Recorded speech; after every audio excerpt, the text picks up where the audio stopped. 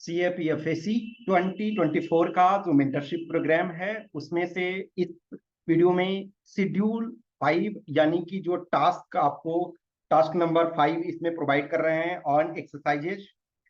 देखो 2023 का आपका रिटेन का रिजल्ट आ गया। ऐसे देखा जाए तो 2323 का रिटेन में रिजल्ट आया। तो यदि आप इधर कपल ऑफ ईयर्स में देखो तो ये हाईएस्ट नंबर है। 2018 के बाद हाईएस्ट नंबर ऑफ वैकेंसी भी है, highest number of persons written में क्वालिफाई हुए। लेकिन obviously everyone will not qualify ना। इवन 5000 भी वैकेंसी होगा तो सब तो क्वालिफाई नहीं करेंगे। हाँ, ज्यादा वैकेंसी होती है तो अच्छी बात है, ऐसा थोड़े है कि ज्यादा नहीं होगा तो खराब है। लेकिन आपको रियलिटी को पता होना चाहिए कि यस इतने ही वैकेंसी आ रहे हैं, 200 300 even sometime less than 200, but that is the part of life. और खास करके जब आप जनरल कैटेगरी में होते हो तो काफी चैलेंजिंग आपके लिए होता है।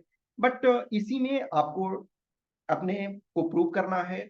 जिनका भी 23 में हो गया है सबको कॉन्ग्रेचुलेशन। आप अपना एनर्जी लगाएं आगे जो आने वाले फिजिकल, मेडिकल और पर्सनालिटी टेस्ट में। यू नेवर नो कि आपके कितने मार्क्स एग्जैक्ट आए हैं। एग्जैक्ट आप नहीं कर सकते हो कि हमारे इतने मार्क्स आए हैं, तो आप अपने को जानते हो, अपना पुश करो। लेकिन हमेशा ध्यान रखो इवन रिटर्न में आप क्वालिफाई हो गए हो। हाँ, कुछ ऐसे कैंडिडेट हैं जिनको लगता है यस मेरे पास 300 मार्क्स, 280 270 260 250 ये रिटर्न में आ रहे हैं, तो उनके लिए क्वालिफाई करना बहुत आसान है। लेकिन कुछ ऐसे कैंडिडेट्स होते हैं जो बॉर्डर पे होते हैं तो उनके लिए डिफिकल्ट है।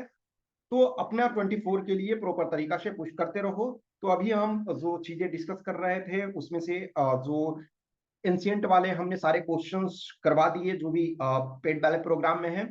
जो मिडाइबल वाला क्वेश्चन है वो मिडाइबल वाला क्वेश्चन अब एक दो दिन बाद उसका हम करवा देंगे, क्योंकि आपने मिडाइबल को कंप्लीट कर लिया। अब इसमें से हम आपको मॉडर्न दे रहे हैं, तो इसको आपको 5 अक्टूबर तक ये कंप्लीट करना है। उसके बाद फिर पेपर 2 वाला भी आपको टास्क दिया जाएगा। तो इसमें से 5 अक्टूबर तक चीजों को ये क्लियर करना है। इसमें से आपके जो मॉडर्न इंडिया को पढ़ना है एनसीईआरटी वाला जो है, उसमें से आपके पास टोटल 6 थीम है। जो एंशियंट में 4 थीम्स थे, एंशियंट आपके 4 थीम्स, मिडाइवल आपके 5 थीम्स, और आपके जो मॉडर्न है वो आपके 6 थीम है। इसके बाद फिर आपको आर्ट एंड कल्चर भी पढ़ना है, लेकिन फिलहाल के लिए ये आपको इसको पढ़ना है। तो थीम 10 इसमें colonialism and the country side exploring official archives. जो हिस्ट्री को जो जानने का, जैसे जैसे हम इतिहास में आगे बढ़ते हैं यानी मॉडर्न टाइम में आते हैं, तो मेजोरिटी ऑफ चीजें हम रिटन डॉक्यूमेंट से ज्यादा चीजों को देखते हैं। जो आप एंशियंट में देखते हो तो बहुत सारी चीजें हैं हम जो आर्कियोलॉजिकल एविडेंसेस है उस पर डिपेंडेंट होते हैं। और जैसे जैसे हम मॉडर्न की ओर जाते जाते हैं वो हम रिटन पार्ट पे देखते हैं। आप जैसे फॉर एग्जांपल आज के लिए अंग्रेज इंडिया में आए तो क्या आप खुदाई करके देखते हो कि अंग्रेज कहाँ आए? नहीं। आपके पास आइदर इंडियन ऑथर ने लिखा है या फॉरेन ऑथर ने लिखा है या ब्रिटिश ने खुद लिखा है। अब ऐसा तो नहीं ना करोगे कि मेरठ में जाकर के खुदाई करोगे कि मेरठ की छावनी में कैसे विद्रोह हुआ था, ये आप नहीं करोगे। तो एंशियंट में होते हो तो बहुत सारे आर्कियोलॉजिकल एविडेंसेस थे। तो इसमें है ऑफिशियल आर्काइव्स, बहुत सारी चीजें हैं जो ब्रिटिश हिस्टोरियंस हैं, ब्रिटिश ऑफिशियल्स हैं, उन्होंने लिखा तो उसके बारे में। थीम 11 से रिबेल एंड द ब्रिटिश राज, ये 1857 1857 का रिवोल्ट है और उसके बारे में। थीम आपके 12 है वो कॉलोनियल सिटी के बारे में है, urbanisation planning and architecture. Theme आपका 13 जो है Mahatma Gandhi and the nationalist movement, civil disobedience and beyond.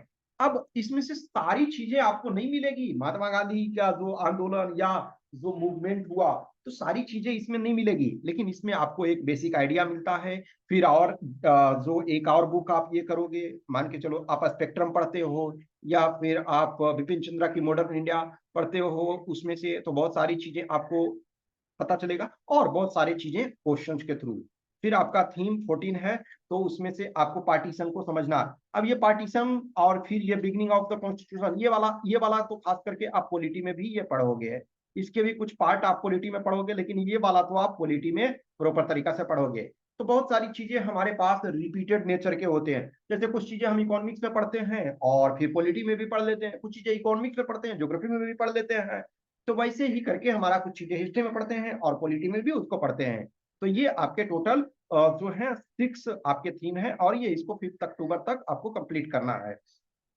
यही आपका हिंदी में है। जो विषय यानी कि 10 है, तो उसमें उपनिवेशवाद और देहात, सरकारी अभिलेखों का अध्ययन। विषय 11 जो है विद्रोही और राज, ठीक है, 1857 का आंदोलन या क्रांति जिसको कह सकते हैं, और उसके व्याख्यान। विषय 12 औपनिवेशिक शहर, नगर योजना, स्थापत्य। विषय 13 महात्मा गांधी और राष्ट्रीय आंदोलन, सभी नई आगे अवज्ञा, सभी ने अवज्ञा और उससे आगे। विषय 14 विभाजन को समझना, राजनीति, स्मृति, अनुभव। और विषय 15 संविधान का निर्माण। बहुत सारी चीजें जो स्टोरी के फॉर्म में इसमें दिया हुआ रहता है, वो चीजें कभी कभी आपको उद्वेलित करेगी, कभी कभी आपको ये मोटिवेट करेगी कि चीजों के बारे में आप एक्सप्लोर करो, चीजें के बारे में अध्ययन करो, स्टडी करो। लॉट ऑफ थिंग्स हैं, तो उसके बारे में देखना है।